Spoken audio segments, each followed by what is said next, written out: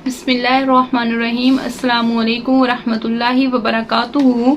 नाज़रीन, आज की वीडियो में हम आपको बताएंगे कि बच्चे की माँ के पेट में कितने दिन में तख्लीक होती है और उसकी कैफियत क्या होती है, यानी कितने दिन में जो है वो बच्चे की माँ के पेट में जो है वो तख्लीक की जाती है। तो जब रहम मनी को घेर लेता है और अपने अंदर समो लेता है, उसे फेंकता नहीं, तो मनी के कतरात और जर्रात जो हैं वो आपस में मिल जाते हैं। अब उस पर जब वो आपस में मिल जाते हैं तो फिर उस पर अल्लाह ताला की कुदरत की सनत गिरी अमल करना शुरू करती है, यानी अल्लाह ताला फिर उसको बनाना शुरू कर देते हैं, उसमें कारगरी करना शुरू कर देते हैं कि पहले 6 दिनों में ये मनी गाढ़ी होती है। उस गाढ़ी मनी में 3 नुक्ते लगते हैं, यानी जब अल्लाह ताला अपना काम करते हैं तो सबसे पहले 6 दिनों में उस पर 3 नुक्ते लगते हैं। नंबर 1 दिल, नंबर 2 दिमाग, नंबर 3 जिगर। फिर 3 दिनों में उन नुक्तों के दरमियान बाहम 5 खत खींचे जाते हैं। दिन में ये 3 यानी दिन में इसी तरह फिर 6 दिनों तक उनमें खून भरता है।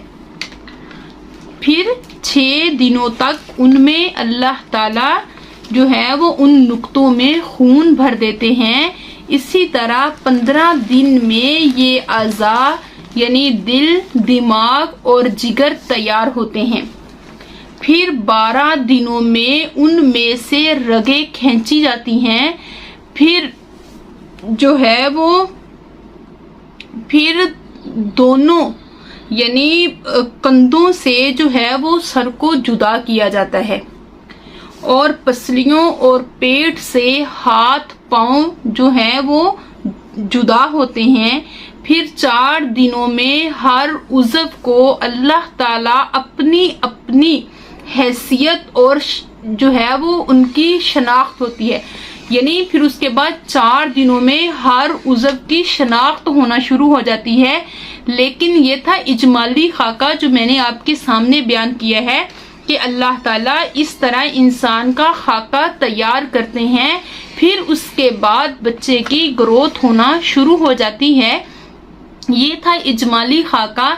लेकिन बच्चे की मुकम्मल तख्लीक यानी मुकम्मल अज़ा की तख्लीक और जिसामत जो है वो 4 माह में होती है। फिर उसके बाद अल्लाह ताला 4 माह के बाद अल्लाह ताला फरिश्तों को भेजते हैं जो उस बच्चे के अंदर जो है वो रूह फेंकता है।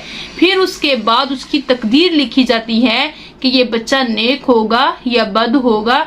फिर उसके दुनिया में आने वाले रिज़्क और उसकी उम्र और उसके वक़्त को लिखा जाता है। इस तरह जो है वो बच्चे की जो है वो मतलब तख्लीक होती रहती है।